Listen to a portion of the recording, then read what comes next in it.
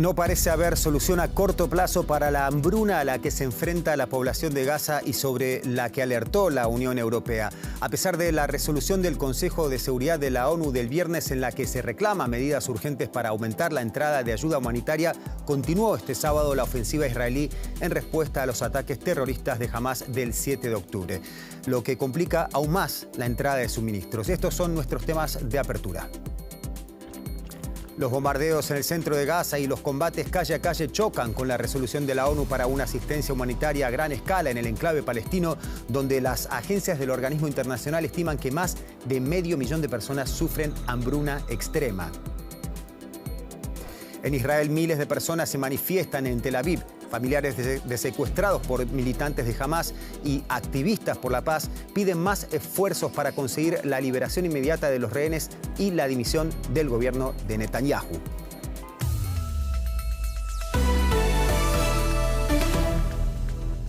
Bienvenidos, esto es DW Noticias, soy Leandro Fest, gracias por elegirnos. En la Franja de Gaza continúan los combates entre las fuerzas israelíes y el grupo Hamás, considerado terrorista por la Unión Europea y Estados Unidos.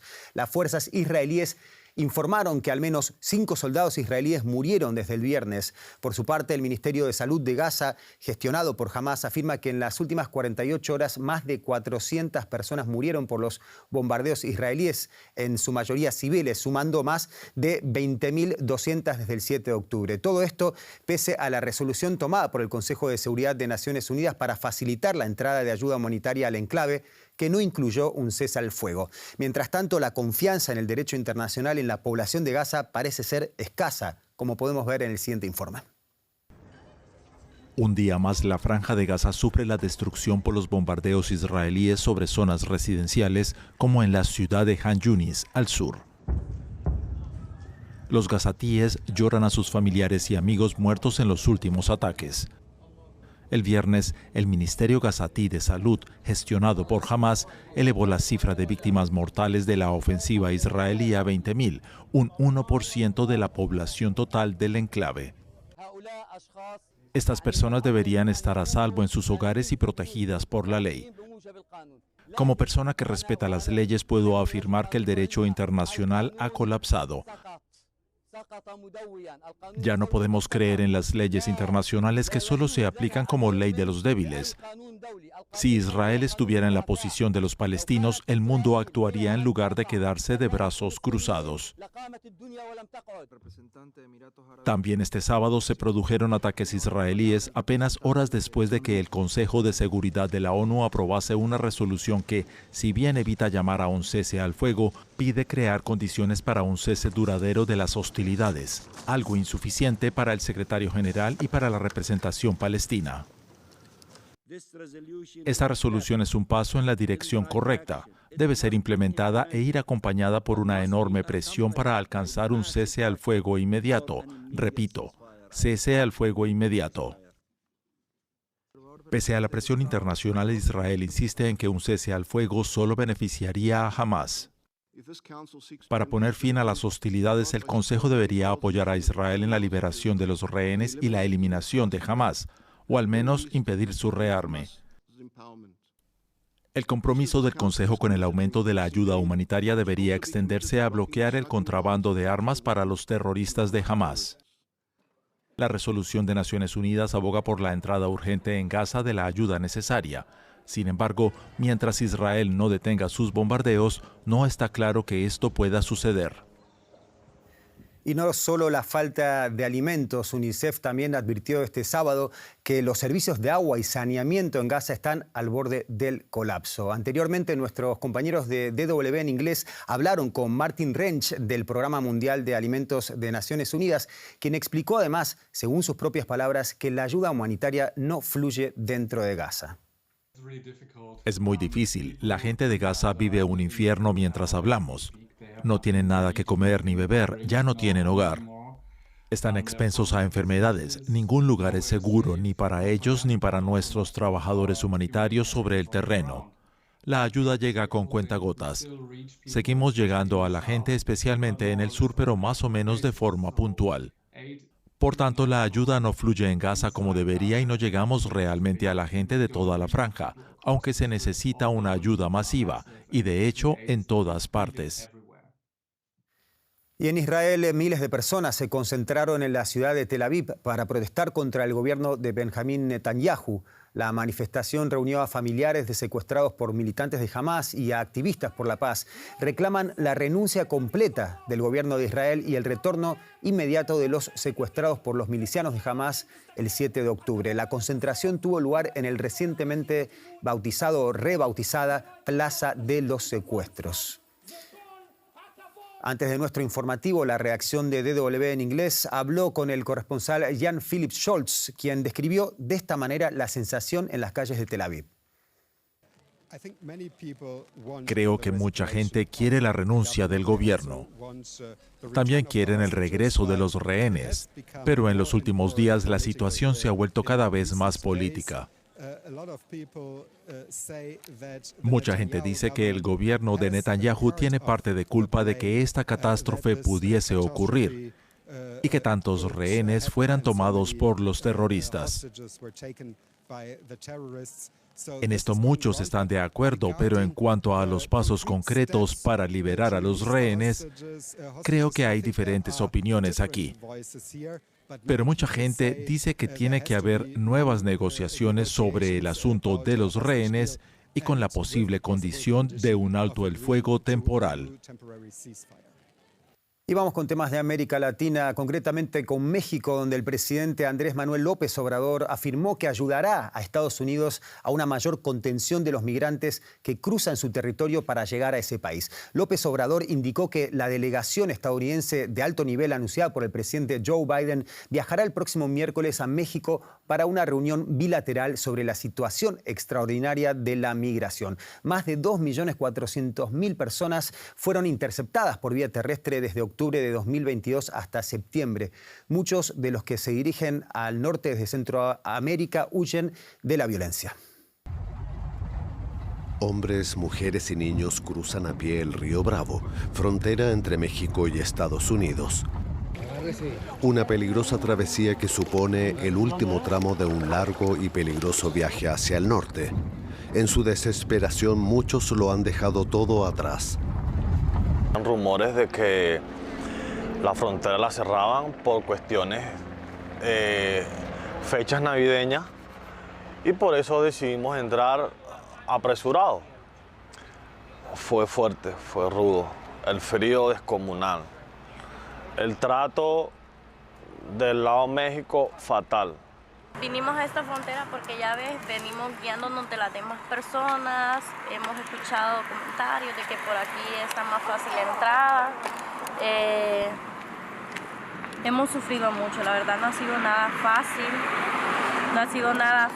ha sido muy difícil, hemos tenido que caminar mucho, aguantar hambre, pasar frío, dormir en las calles. Los agentes fronterizos estadounidenses afirman estar abrumados por la cifra récord de migrantes, hasta 10.000 cruces diarios en las últimas semanas. Representantes estadounidenses y mexicanos se reunirán la próxima semana para discutir sobre un endurecimiento de los controles.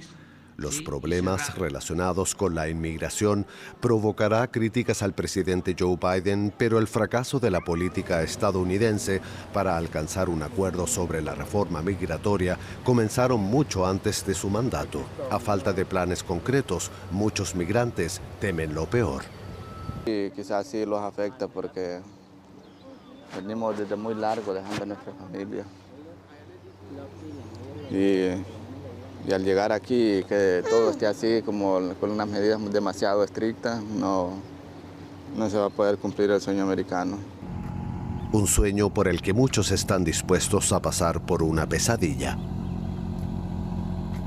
Un tribunal de El Salvador ordenó la detención del expresidente Alfredo Cristiani y de otros 8 exdiputados acusados de encubrir a los responsables de la masacre de El Mozote, donde unas 1.000 personas murieron en 1981 a manos del ejército durante la Guerra Civil. Así lo informó este sábado una fuente ligada al caso. Los procesados hacen frente al cargo de crímenes de lesa humanidad por considerar que están relacionados a graves hechos de violaciones de derechos humanos en la masacre perpetrada por el batallón Atlacatl, 1 millar de personas, más de la mitad menores de edad, fueron ejecutadas tras ser sometidas a torturas por miembros del ejército en varias poblaciones campesinas durante una operación contra la guerrilla.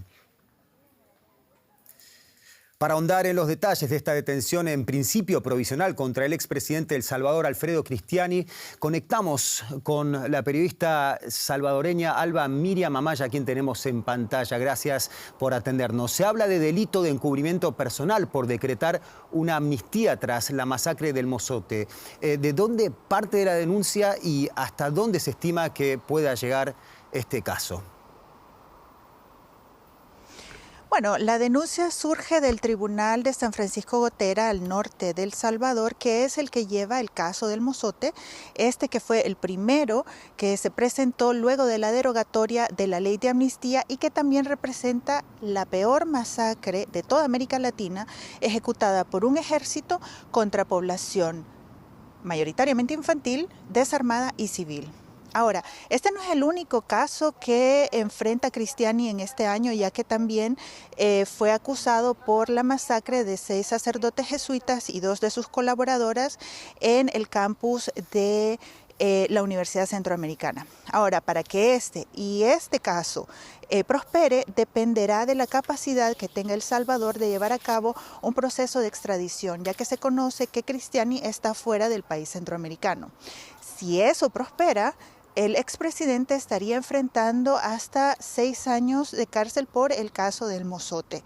Ahora, el tema no es tanto qué tanto tiempo va a pasar en cárcel, sino lo representativo de esto, ya que Cristiani no solo es el primer presidente que llegó al poder bajo la bandera de la ultraderechista Alianza Republicana Nacionalista, sino que también se posicionó por muchos años en el país centroamericano como el presidente de la paz, ya que él firmó los acuerdos de paz que dieron fin a la guerra civil en el país centroamericano. Ahora, lo llamativo es que es justamente este presidente el que está siendo señalado de crímenes de lesa humanidad. Habrá que ver qué tanto prospera el caso y cuál es la posibilidad que tenga El Salvador de poder llevarlo ante los juzgados.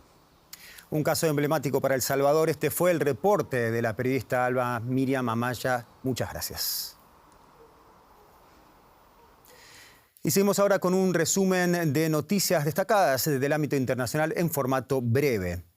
Fiscales de Serbia encomendaron a la policía que investigue las denuncias de fraude en las elecciones de la semana pasada. El presidente Aleksandar Vučić declaró el triunfo de su partido, pero denuncias de irregularidades generaron protestas diarias contra el proceso electoral. A las familias de la ciudad islandesa de Grindavik se les permite volver a casa para recuperar sus pertenencias. Sin embargo, las autoridades consideran demasiado grande el riesgo para que regresen a tiempo completo. La pequeña localidad pesquera, recordemos, fue evacuada este lunes tras la erupción de un volcán cercano que expulsó lava y humo a más de 100 metros de altura. Para limitar la influencia de Rusia, los ucranianos decidieron celebrar su primera Navidad con un nuevo calendario. La principal iglesia ortodoxa de Ucrania decidió festejar el 25 de diciembre en lugar del 7 de enero, como estipula el calendario juliano que usa la iglesia rusa. Y finalmente, 2 amigos se reencuentran. Estamos hablando de Luis Suárez, el uruguayo, y Lionel Messi, que se juntarán en el Fútbol Club Miami, porque el uruguayo firmó este viernes contrato con el Inter de Miami para la temporada 2024. Suárez y Messi jugaron juntos 6 temporadas en el Barcelona, donde ganaron 4 títulos de liga y otros 9 trofeos, incluida una Liga de Campeones. Suárez competirá en Estados Unidos en 2024, justo cuando el país organiza la Copa América.